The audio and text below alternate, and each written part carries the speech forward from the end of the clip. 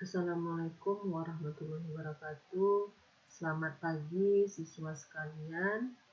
Marilah kita mulai pembelajaran kita ini dengan membaca doa menurut kepercayaan dan agama kita masing-masing. Berdoa mulai.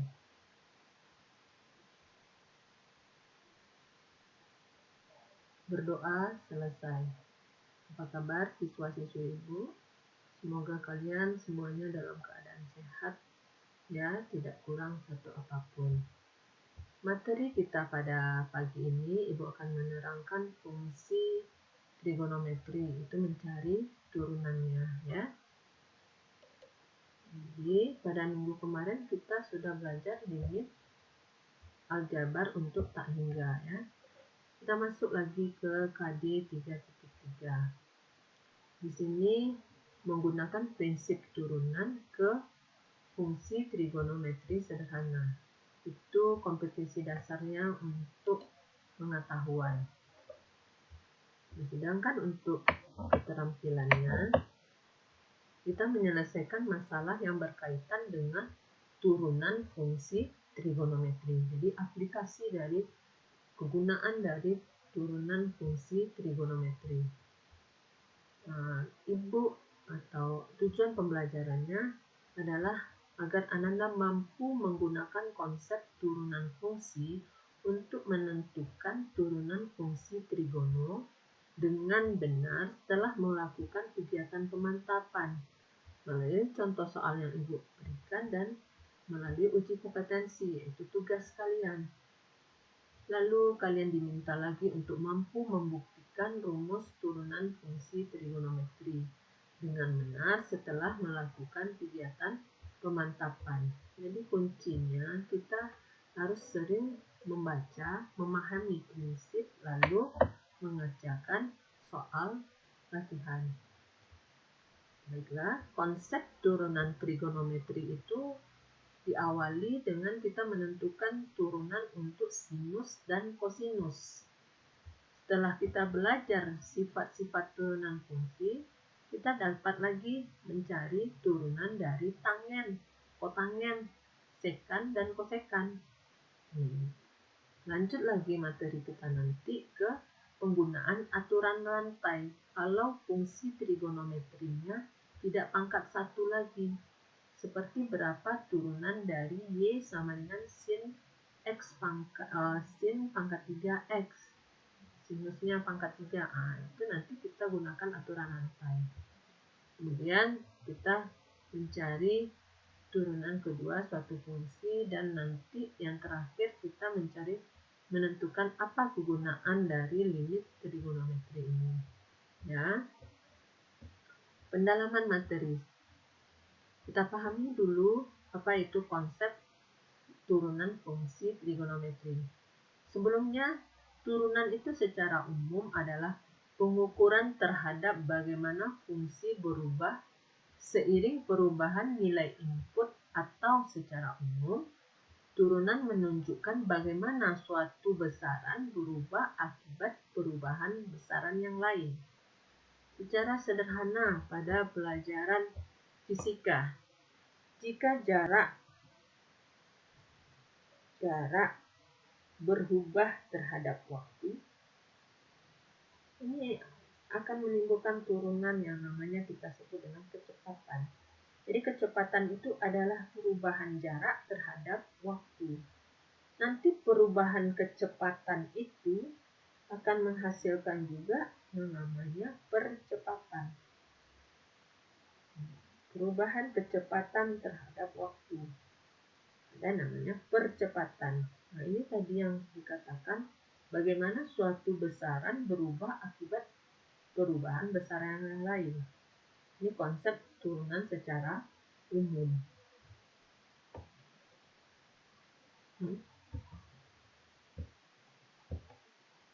Nah, maka kita lihat materi kita itu turunan fungsi trigonometri.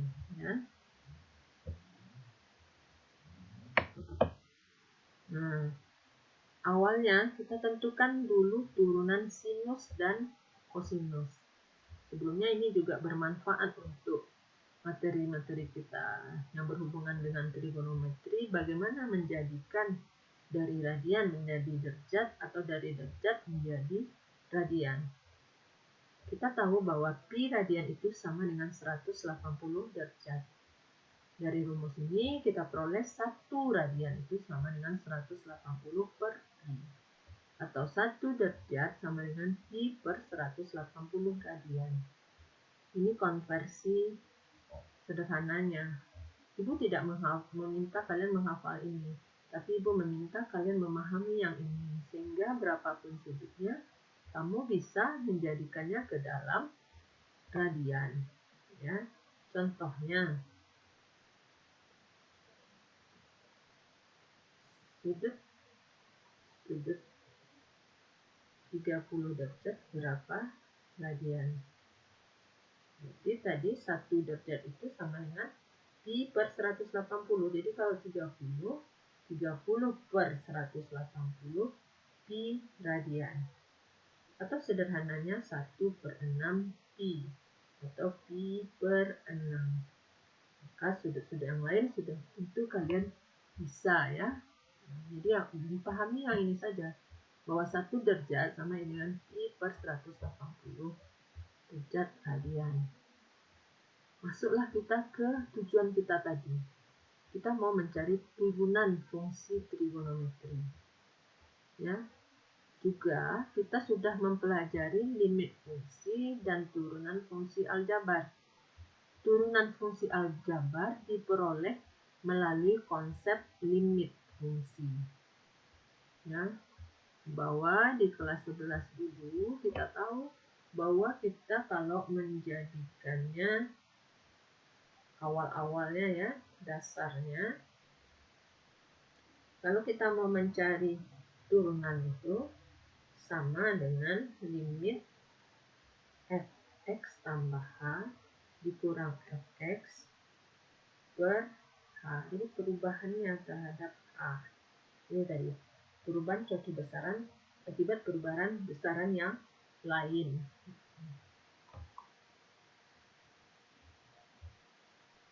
Kita lanjutkan. Kita harus tahu dulu turunan sinus itu apa, itu yang dasarnya. Nah, kita gunakanlah konsep limit tadi ya. Limit tadi.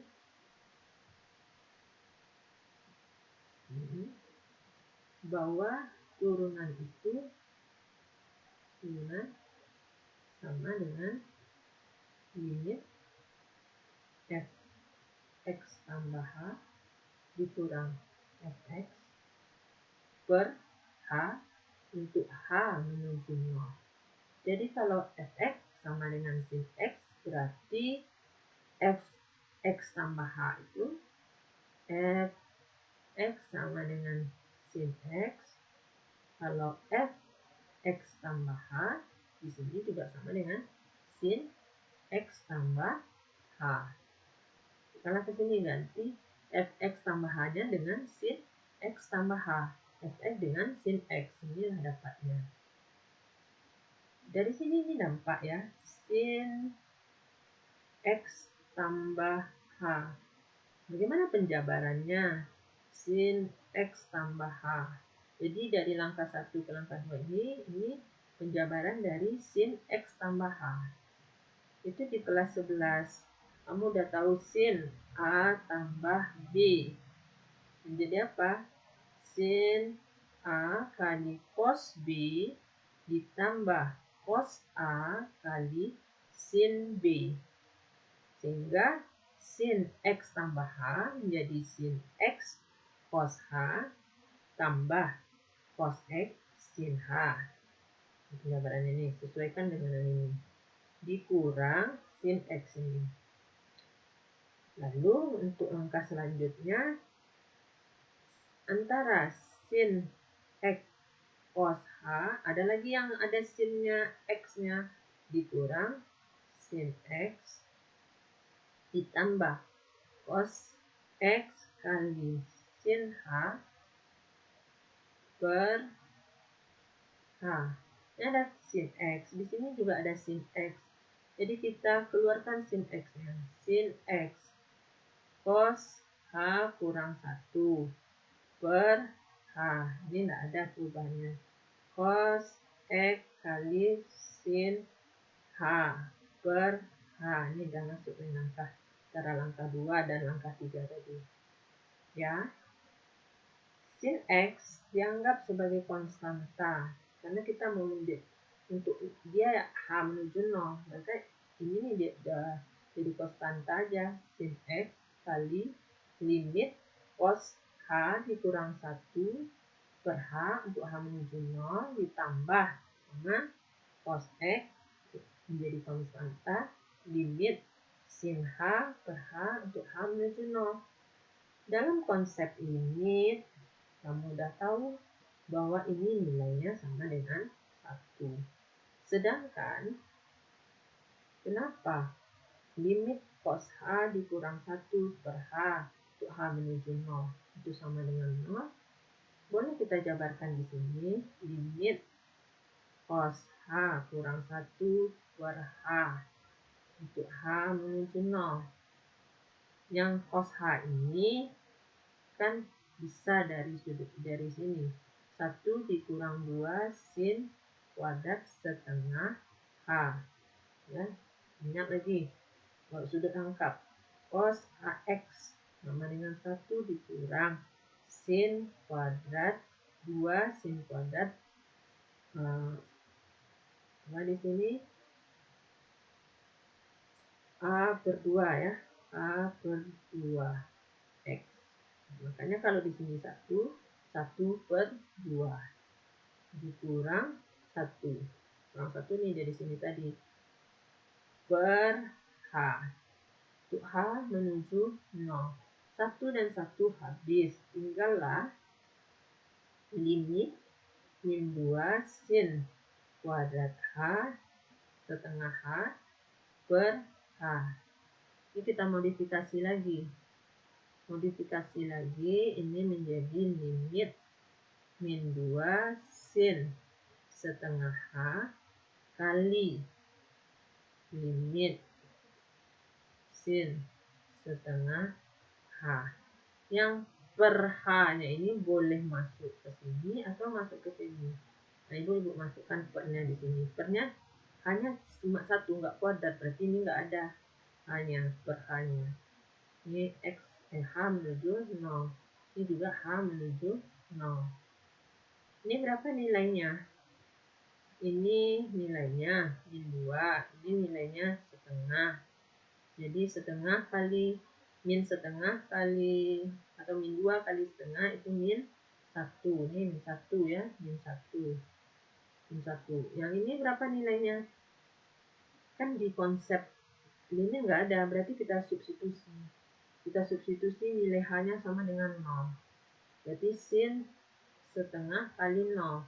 Atau sin 0. Sin 0 sama dengan 0. 0 kali min 1. 0 kali min 1 adalah 0. Itu akibatnya kenapa yang ini itu sama dengan 0. Ini dikali 0 habis berarti cos X kali 1. Jadi turunan dari sin X itu adalah cos X. Bagaimana kalau sebaliknya? Apa turunan dari cos X?